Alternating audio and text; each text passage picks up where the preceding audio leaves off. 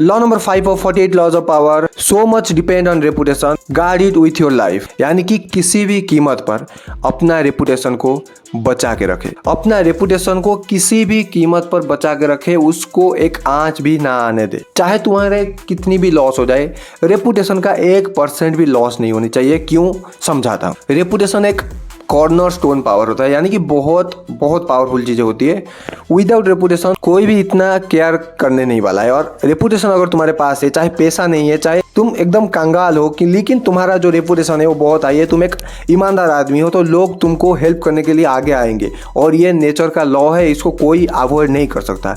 जो इंसान रेपुटेटेड इंसान है उसको लोग हेल्प करेंगे और करेंगे ही करेंगे। और अगर एक बार तुम्हारा रेपुटेशन खराब हो गया, तुम्हारे ऊपर हर एक डायरेक्शन से अटैक होने वाला है। तुम्हारे माँ बाप से, तुम्हारे टीचरों से, तुम्हारे दोस्तों से, बॉयफ्रेंड गर्लफ्रेंड से, तुम्हारे खुद से ही तुम्हारे को अटैक होगा और तुम उसको सहन नहीं कर पाओगे बाय द वे। क्योंकि तुम अपने आप में ही सेल्फ रिस्पेक्ट हरा चुके होगे। तुम ऐसा कुछ कर चुके होगे जहां पर समाज में तुम्हारा रेपुटेशन खत्म हो गया है, लोग तुमको वैल्यू नहीं करते हैं। और अल्टीमेटली हमारा दिमाग ऐसे काम करता है, तुम्हें अगर कोई और इंसान वैल्यू नहीं कर रहा है और तुम्हारे सोसाइटी तुमको वैल्यू नहीं कर रहा है, तो तुम खुद को वैल्यू कर ही नहीं सकते भाई, ये इम्पॉसिबल है। तुमको ऑलवेज सजाग रहना होगा तुम्हारे रेपुटेशन के लिए। अगर कोई भी इंसान तुम्हारे रेपुटेशन को हार्म करने की कोशिश कर रहा है, तुम्हें वहां पर फाइट बैक करना पड़ेगा। नो मैटर व्हाट हैपन, तुम्हें वहां पर फाइट बैक करना पड़ेगा और ये नेसेसरी है भाई, नेसेसरी। और जो इंसान तुमको अटैक कर रहा है उसको तो तुम्हें अटैक करना ही है, लेकिन not on the exchange of your reputation. तुम्हारे रेपुटेशन को वहां पर कुछ ना होना चाहिए।